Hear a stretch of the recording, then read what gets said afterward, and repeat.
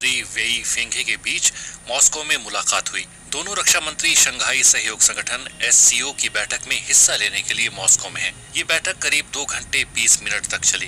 भारतीय मीडिया के अनुसार इस मुलाकात की पेशकश खुद चीनी रक्षा मंत्री की तरफ से हुई थी।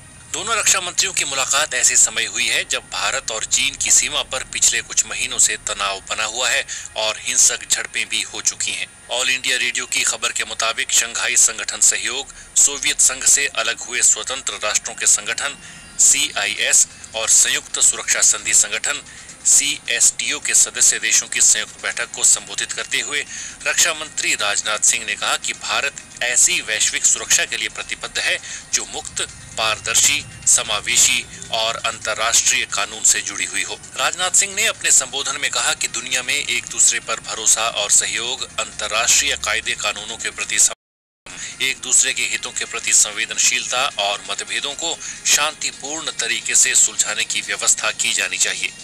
रक्षा मंत्री ने अपने संबोधन में इस बात पर भी जोर दिया कि भारत आतंकवाद के सभी प्रारूपों और प्रकारों की निंदा करता है और उनकी आलोचना भी करता है जो इसका समर्थन करते हैं। रक्षा मंत्री ने कहा कि अभी हम सबके लिए सुरक्षा और विकास के लक्ष्य को पूरी तरह प्राप्त करने में सफल नहीं हुए हैं और अफगानिस्तान की स्थिति चिंताजनक है। उन्होंने कहा कि भारत अफगानिस्तान में अफगान लोगों के नेतृत्व में और उन्हीं के द्वारा नियंत्रित शांति प्रक्रिया को समर्थन देना जारी रखेगा। रक्षा मंत्री ने कोविड-19 महामारी की वजह से अपनों को खोने वालों के प्रति संवेदना भी व्यक्त की। उन्होंने कहा कि कोरोना वायरस ने दुनिया को इस बात का एहसास करा दिया है कि प्रकृति पर मनुष्य का वश नहीं है और प्राकृतिक आपदाएं सीमाओं को नहीं मानती। उन्होंने दुनिया के देशों को आपदाओं से निपटने के लिए एकजुट होने की आवश्यकता पर भी जोर दिया। रक्षा मंत्री ने कोरोना महामारी से निपटने के रूस के प्रयासों के लिए वहां की सरकार को बधाई दी। उन्होंने स्पुतनिक 5 टीके के लिए रूस के वैज्ञानिकों के प्रयासों को भी सराहा।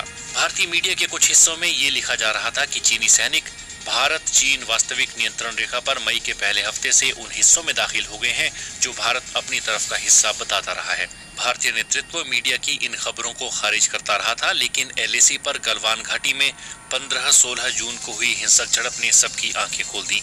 इस हिंसक झड़प में भारतीय सेना के एक कर्नल समेत 20 सैनिकों की मौत हुई थी। भारत के अनुसार इसमें कुछ चीनी सैनिक भी मारे गए थे, लेकिन उनकी संख्या के बारे में कोई आधिकारिक बयान नहीं आया था। चीन ने भी उस झड़प में चीनी सैनिकों के मारे जाने के बारे में कोई आधिकारिक बयान नहीं दिया था।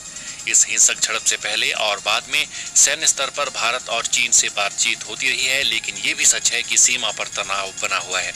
हाल ही में खबर आई थी कि 29-30 अगस्त को भी सीमा पर झड़प हुई थी, लेकिन इसमें किसी के हताहत होने की कोई पुष्टि नहीं हुई थी। भारत और चीन ने एक दूसरे पर आरोप लगाया कि वो उकसाने की कार्रवाई कर रहे हैं।